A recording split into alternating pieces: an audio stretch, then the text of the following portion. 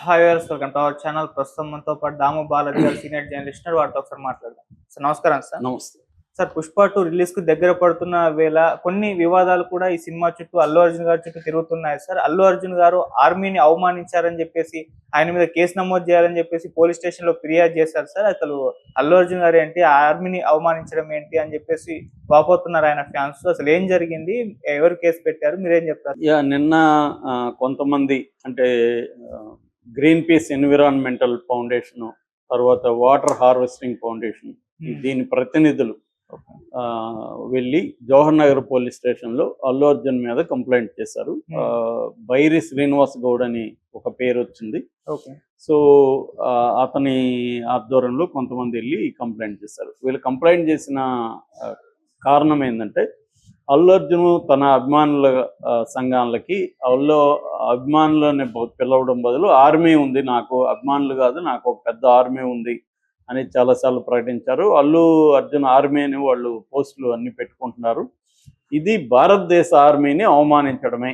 కాబట్టి భారతదేశ ఆర్మీని అల్లు అర్జున్ అవమానించాడు కాబట్టి అల్లు అర్జున్ మీద కేసు పెట్టండి అనేది వాళ్ళు. ఇది మామూలుగా కామెడీగా ఉంది నాకైతే. ఎందుకంటే ఇప్పుడు ఆర్మీ అనేది భారతదేశంలో ఉన్న ఆర్మీని ఎగతాళి ఏముంది ఇక్కడ? అట్లా అనుకుంటే జనసేన అంటే ఏంటి? సేన అంటే ఆర్మీ, పీపుల్స్ ఆర్మీని పెట్టుకోకూడదు కదా. మరి పవన్ కళ్యాణ్ ఆయన మీద కూడా కంప్లైంట్ చేయాలి కదా. శివసేన శివాస్ ఆర్మీ. సేన అంటే ఆర్మీనే కదా తెలుగులో కానీ హిందీలో కానీ. సేన అంటే ఆర్మీనే. మరి శివసేన ఎందుకు పెట్టుకున్నారు, జనసేన ఎందుకు పెట్టుకున్నారు? అలాగే ఇతను కూడా అల్లు అర్జున్ సేన బదులు అల్లు అర్జున్ ఆర్మీ అని పెట్టుకున్నాడు. బోల్డ్ మంది సేనలు పెట్టుకుంటారు. ప్రతి యువసేన, ఆసేన, ప్రజాసేన, రకరకాల సేనలు ఉంటాయి. సేన అంటే ఒక ఆర్గనైజ్డ్ ఫోర్స్ అని చెప్పుకోవడానికి ఆర్మీ అనేది వాడుకుంటారు. ఎందుకంటే ఆర్మీ అంటే వెరీ ఆర్గనైజ్డ్గా ఉంటుంది. రెండోది వాళ్ళు ప్రాణాలకు తెగించి పోరాడతారు. ఇటువంటి కొన్ని లక్షణాలు ఆర్మీకి ఉంటాయి కాబట్టి తమకున్న ఆర్గనైజేషన్స్ కూడా అటువంటి పేర్లు పెట్టుకోవడం అనేది ఉంటుంది. జనసేన అంటే పీపుల్స్ ఆర్మీ ఇంగ్లీష్లో, అంతే కదా. సేన అంటే ఆర్మీనే కదా. ఇంకేముంది, ఇంకేమన్నా ఇది ఉందా దానికి? కాబట్టి ఏంటంటే వీళ్ళేదో అంటే, ఒకటి ఈ అల్లు అర్జున్ ఏదో ఒక రకం బదనాం చేయాలని ఇంటెన్షన్ అన్నా ఉండాలి. రెండు, వీళ్ళు ఇప్పుడు పుష్ప రిలీజ్ అవుతుంది కదా, మనం ఫోకస్ లేక వస్తాం అనేదన్నా ఉండాలి కారణం. లేకపోతే అసలు ఎన్విరాన్మెంట్కి దీనికి ఏమన్నా ఈ కేసుకి సంబంధం ఉందా? వాళ్ళు చేయాల్సింది green peas environment, water harvesting, ఆ కార్యక్రమాలు చేయాలి. ఆ కార్యక్రమాలకి ఏమన్నా అల్లు అర్జున్ కూడా పిలవచ్చు, అవేమన్నా చేయాలి తప్ప అల్లు అర్జున్ అభిమాన సంఘాన్ని ఆర్మీ అని పిలుస్తున్నాడు కాబట్టి అరెస్ట్ చేయండి అంటే, అది నాకు తెలిసి పోలీసులు కూడా దీని మీద ఏం కేసు నమోదు చేయరు. చేసినట్టు కూడా ఇప్పటివరకు అయితే వార్తలు లేవు. కానీ ఇప్పుడు ఏంటంటే అసలు ఈ వార్త ఎందుకు బయట వచ్చింది? మామూలుగా అయితే దీన్ని బయట కూడా ఎవడు పట్టించుకోడు. కానీ ఇప్పుడు ఏంటంటే పుష్ప 2 రిలీజ్ అవుతుంది December 5 కాబట్టి దీని చుట్టూ అనేక కాంట్రవర్సీస్ అనేవి వస్తున్నాయి. ఎందుకంటే మామూలుగానే మనకు తెలుసు చాలాసార్లు ఏమవుతుందంటే, సినిమా వాళ్ళ మీద ఎందుకు వివాదాలు వస్తుంటాయంటే పాపులర్ అవ్వచ్చు అనేది బేసిక్గా. ఇది మిగతా వాటిలో పాపులర్ అవ్వరు. ఇప్పుడు నవళ్ళు రాస్తారు, కథలు రాస్తారు, దాంట్లో కూడా అనేక కాంట్రడిక్టరీ ఎలిమెంట్స్ ఉంటాయి. దాన్ని ఒకటి పట్టించుకోడు. ఎందుకంటే అనవసరంగా వీళ్ళకి ఎందుకు పాపులారిటీ ఇస్తున్నాం, వస్తుంది మనకేం రాదని.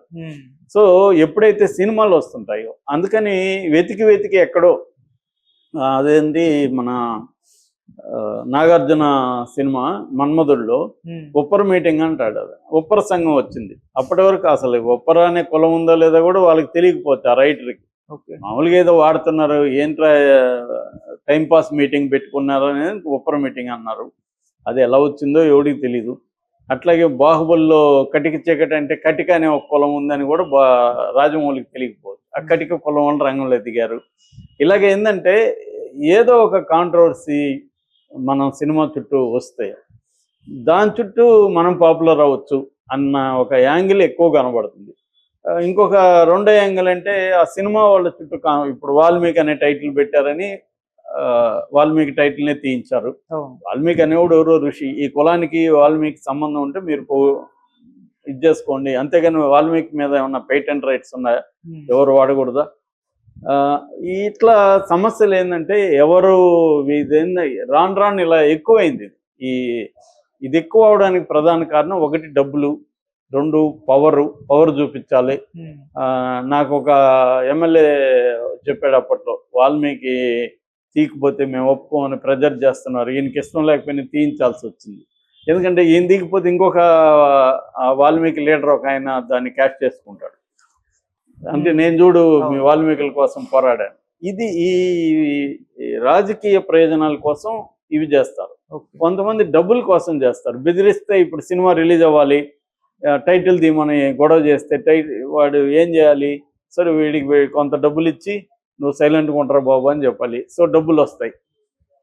అందుకని ఎవడో వచ్చి కొమరం భీము వాళ్ళ బంధువులు వచ్చి కొమరం భీము టైటిల్ తీయమండడం, లేకపోతే ఆ సినిమాకి సంబంధించి త్రిపులార్లో కొమరం భీము వాడద్దని చెప్పడం, ఇదంతా ఏంటంటే డబ్బుల కోసం ప్రధానంగా. నెక్స్ట్ ఏంటంటే పేరు, ఈ టైంలో మనం చేస్తే మనకి పాపులారిటీ వస్తుంది. లేకపోతే ఆ కుల సంఘం ఎవడో తెలీదు, వాడు ఆ కులానికి ఏం చేసాడో తెలీదు, సడన్గా వచ్చి హర్ట్ అవుతారంట. అసలు ఆ కటిక అనే కులం ఉందని ఎవరికి తెలియదు, వాళ్ళు వచ్చి చేయడం. ఇలాగా అట్లాగే చిరంజీవి సైరా తీసినప్పుడు వాళ్ళ బంధువులంతా వచ్చి చేయడం.